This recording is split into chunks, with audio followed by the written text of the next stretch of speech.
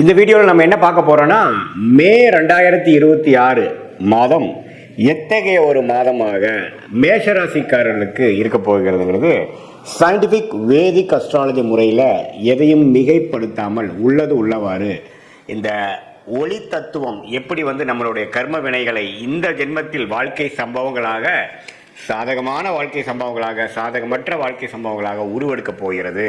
அதுக்கு கிரகத்தின் சஞ்சாரங்களும் பயிற்சியும் எப்படி ஒரு தாக்கத்தை மேஷராசிக்காரர்களுக்கு மே மாதம் 2026 அந்த 31 நாட்கள் எப்படி இருக்க போகுதுங்கிறது நாம துல்லியமாக சயின்டிஃபிக் வேதிக் அஸ்ட்ராலஜி முறையில் பார்க்க போறோம் இந்த வீடியோவில். இப்போ பாருங்க, ஆண்டு கிரகம் என்று சொல்லப்படுகிற குரு 3ஆம் இடத்திலே நீடித்திருக்கிறார். சனி விரயசனியாக 12ஆம் இடத்தில் இருக்கிறார். ராகு 11ஆம் இடத்திலும், கேது 5ஆம் இடத்திலும் நீடித்திருக்கிறார். அதில் எந்த ஒரு மாற்றமும் நாம மே மாதம் பார்க்க போறதில்லை. ஜூன் மாதத்துக்கு அப்புறம் தான் குரு பயிற்சி நடக்கிறதுங்கிறது உங்களுக்கு தெரியும்.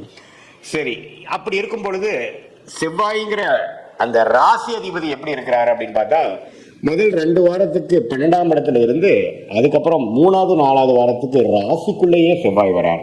சரி, ராசிக்குள்ள செவ்வாய் வரப்போ யாரோட சேர்றாரு அப்படின்னு பார்த்தா சூரியனோட சேர்றார், புதனோட சேர்றார். சூரியனும் புதனும் ராசிக்குள்ளேயே இருக்கிறார்கள்ங்கிறது நம்ம தெரிஞ்சுக்கணும்.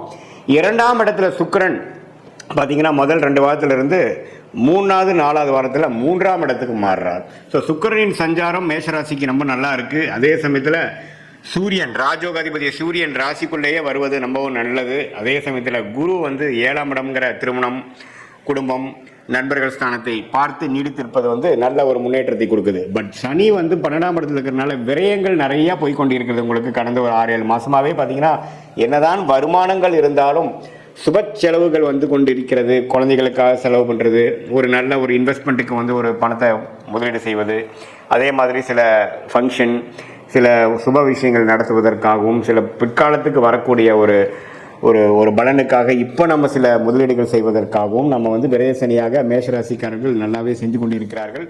அதில் ஒரு நல்ல தசாபுக்திகள் போயிருக்கிறவங்க உபயோகமான ஒரு சுப முதலீடாகவும், தசாபுக்திகள் சுமாராக போகாமல் ஒரு மாதிரி பிரச்சனைக்குரிய தசாபுக்திகள் போகும்பொழுது ஒரு வீண் விரயமாகவும் போய்கொண்டிருக்கிறதுங்கிறது தான் உண்மை.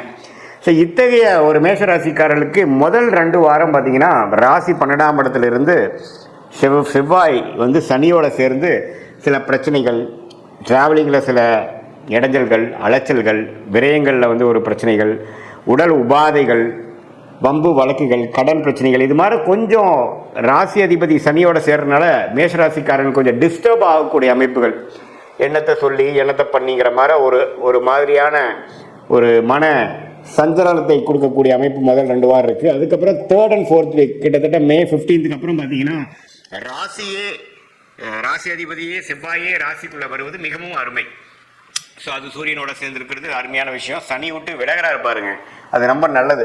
ஸோ கண்டிப்பாக பிற்பகுதி மே மாதம் 2nd half கொஞ்சம் நல்ல பலன்களை கொடுத்து அடுத்த வரக்கூடிய குரு பயிற்சிக்கு வேணுங்கிற நல்ல தொழில் விருத்தி, வேலை மாற்றம், வீடு வண்டி வாகனத்தில் விருத்தி, அம்மா தாயார் சம்மந்தப்பட்ட விஷயத்தில் ஒரு நல்ல ஒரு நற்செய்தி, அது மாதிரி ஒரு நல்ல அமைப்பை நோக்கி போகக்கூடிய ஜூன் மாதத்துக்கு மேலே வரக்கூடிய யோகத்துக்கு மேஷராசிக்காரர்கள் மே 15ஆம் தேதியிலேருந்தே தயாராகக்கூடிய ஒரு அற்புதமான ஒரு காலகட்டமாக 2nd half of May 2026 வருதுங்கிறது நீங்கள் தெளிவாக தெரிந்து கொள்ள வேண்டும்.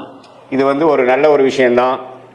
எந்த விதத்துலையும் பார்த்தீங்கன்னா நம்ம ஒரு பாதிப்பு இல்லாமல், பணவரவு பிரச்சனை இல்லாமல் வரும். ஏன்னா சுக்கிரனே ரிஷபத்திலிருந்து 15ஆம் தேதிக்கு அப்புறம் மிதுனத்துக்கு போகுது. எல்லாமே கொஞ்சம் நல்ல விஷயங்கள், பெண்கள் விஷயங்கள், சுப செலவுகள், இப்போ ஆடம்பர விஷயங்கள், அது மாதிரி விஷயங்கள்லாம் நல்லா செலவாகும். அதே சமயத்தில் குடும்பத்தில் கொஞ்சம் நல்ல ஒரு இதுவரை அப்படி இப்படி கொஞ்சம் சங்கடங்களும் மன கருத்து வேறுபாடுகளும் இருந்ததெல்லாம் கொஞ்சம் நீங்கி கொஞ்சம் பேச்சப் ஆகக்கூடிய அமைப்புகள்லாம் கண்டிப்பாக உண்டு. சில பேர்த்துக்கெல்லாம் திருமண விஷயங்கள், மேஷராசிக்காரர்களுக்கு திருமணம் நடக்கக்கூடிய அமைப்புகள், கை கூடக்கூடிய அமைப்புகள் நம்ம நாளாக பார்த்துட்டு இருந்து இப்போ அமைஞ்சிருச்சுங்கிற மாதிரி விஷயங்கள்லாம் அடுத்தடுத்து வரக்கூடிய அமைப்புக்கு வேணுங்கிற ஃபவுண்டேஷனான அமைப்புகளை கொடுக்கக்கூடிய ஒரு அருமையான தருணமாக மேஷராசிக்காரர்களுக்கு ஆண்டு கிரகத்தை எடுத்து பார்க்கும் பொழுது ராசி அதிபதி சூரியன், புதன், அதுக்கப்புறம் வரக்கூடிய சுக்கிரன், இதெல்லாம் வைத்து பார்க்கும் பொழுது ஓரளவுக்கு அடுத்த வரக்கூடிய குரு பயிற்சிக்கு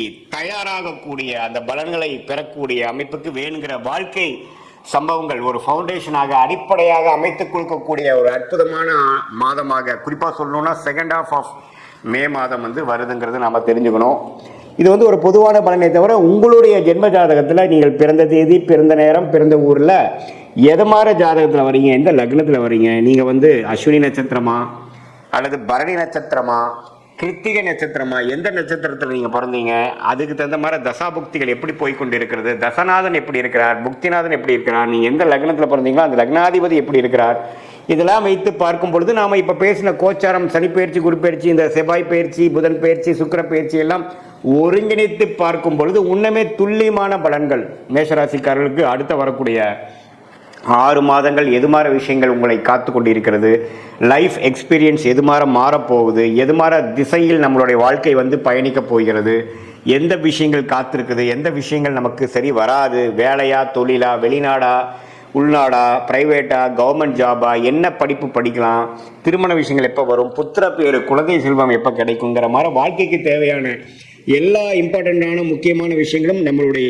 இந்திய வேத ஜோதிடத்தில் அடிப்படையான அறிவியல் சார்ந்த சாஸ்திரமான சயின்டிஃபிக் வேதிக் அஸ்ட்ராலஜி முறையில் எதையும் மிகைப்படுத்தாமல், மூட நம்பிக்கையில் போகாமல், பரிகாரங்கள் அது மாதிரி விஷயங்கள்லாம் பேசாமல் உள்ளது உள்ளவாறு நம்மளுடைய அடுத்த வரக்கூடிய ஷார்ட் டேர்ம் எப்படி இருக்குது, அடுத்த வரக்கூடிய லாங் டேர்ம் எப்படி இருக்குது, எது மாதிரி முடிவுகளை எடுக்கலாம், இருக்கக்கூடிய சாய்ஸ், லைஃப் சாய்ஸில் எந்த சாய்ஸ் நம்ம எடுக்கிறது வந்து நம்மளுடைய கர்மாக்கு அலைன் பண்ணிக்கக்கூடிய முடிவாக இருக்கும். எந்த மாதிரி விஷயங்களில் போனோம்னா நம்ம எதிர்நீச்சல் போட வேண்டியது இருக்கும், எது மாதிரி லைனில் போனோம்னா நம்ம ஈஸியாக நம்மளுடைய கோலை அச்சீவ் பண்ணி நம்ம என்ன மாதிரி விஷயத்தை நம்ம வந்து நோக்கி நம்ம போகிறோமோ அது ஈஸியாக கிடைக்கிறதுக்கு என்ன கர்மா நம்மளை காத்து கொண்டு இருக்கிறது, நம்மளுடைய பிராப்தங்கள் என்ன, நம்மளுடைய தோஷம் என்ன, நம்ம வாங்கி வந்த வரன் என்ன, எந்த கிரகம் நமக்கு அதிகமான நன்மையை கொடுக்கக்கூடிய கிரகமாக நம்மளுடைய ஜாதகத்தில் இருக்குது, அந்த கிரகத்தின் சார்ந்த படிப்பு, வேலை, அணுகுமுறை, நம்மளுடைய முயற்சி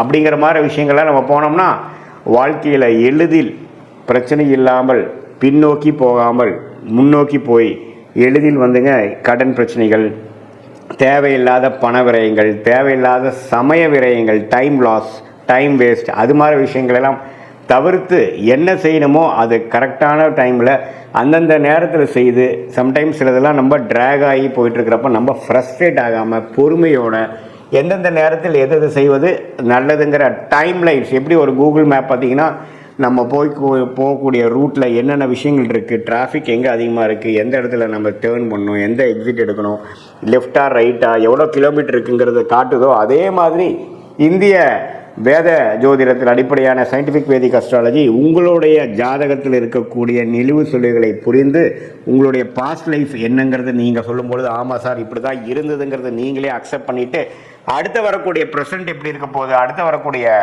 ஃப்யூச்சர் எப்படி இருக்க போகுது, இப்போ இமீடியட் ப்ரெசென்ட்டு, இமீடியட் ஃப்யூச்சர் எப்படி இருக்க போகுதுங்கிறதெல்லாம் நம்ம தீர ஆலோசனை பண்ணி அதுக்கு தகுந்த முடிவுகளை எடுத்து நீங்கள் வாழ்க்கையில் முயற்சி செய்தால் எளிதில் வெற்றி பெற முடியும் என்று சொல்ல விரும்புகிறேன். மீண்டும் மற்றொரு காணொளியில் சந்திப்போம். நன்றி, வணக்கம்.